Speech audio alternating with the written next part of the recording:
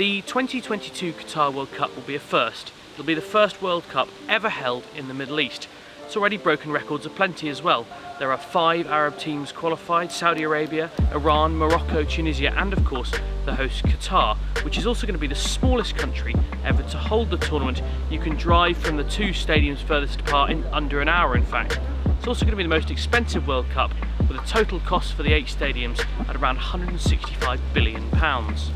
This will be the first World Cup not played in the summer due to the weather conditions of the desert state that is Qatar. In June and July, temperatures can get as high as 50 degrees Celsius. Not weather for football, I think we'll all agree. We're going to move to the winter instead, where players can expect temperatures to be around 25 degrees Celsius, but it could still get pretty warm. Temperatures in November and December have been known to get as high as 35 degrees Celsius. But never fear, organisers have planned air-conditioned stadiums to try and counter the heat. The scorching climate has created huge problems for the largely migrant force that have been brought in to build this World Cup. One charity estimates that more than 24,000 workers have suffered human rights abuses, and that thousands have in fact died in the process of building the stadiums. Those numbers of course are disputed. Official sources say that just 3 people have died in the construction of the stadiums and infrastructure around the World Cup, but Amnesty International say those numbers are far higher. Since 2017, Qatar has introduced a series of labour reforms that cover things like working hours for domestic live-in workers, tribunals that facilitate access to justice, a fund for the payment of unpaid wages, and a minimum wage.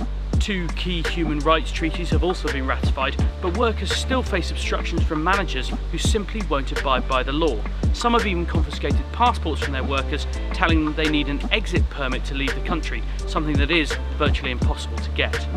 As a result, Amnesty are campaigning for a fund of around £350 million to be set aside to reimburse workers for unpaid wages, as well as compensate families for what they say are thousands of deaths and injuries caused by unsafe working conditions.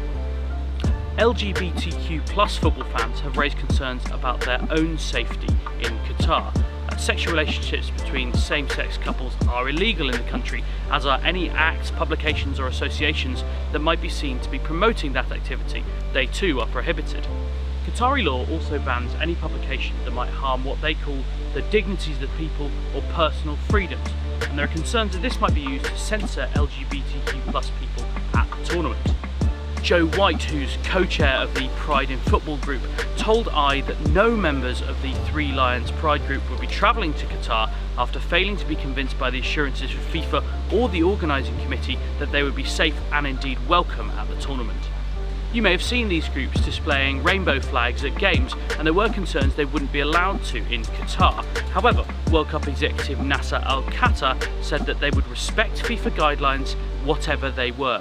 For a lot of people, football and alcohol go hand in hand, but this World Cup is going to be a little bit different. Drinking alcohol or being drunk in public is illegal in Qatar. You can go to prison for up to 6 months, or in fact, you can be fined as much as £700.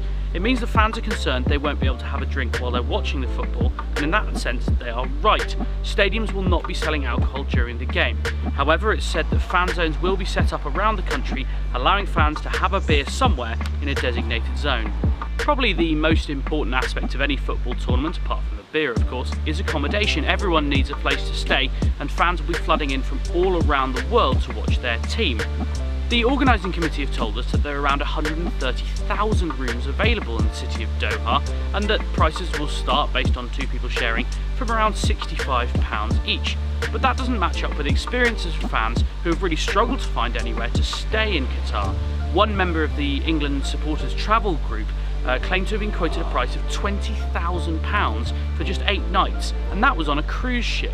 He's not even on dry land, and that's a solution that a lot of people have been resorting to, with even members of England players' families looking at staying on cruise ships for the duration of the tournament.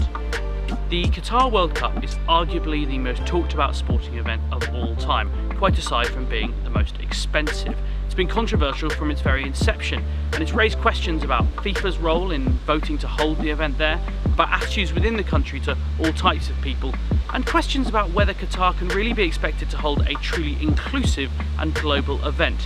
We are yet to get many satisfactory answers.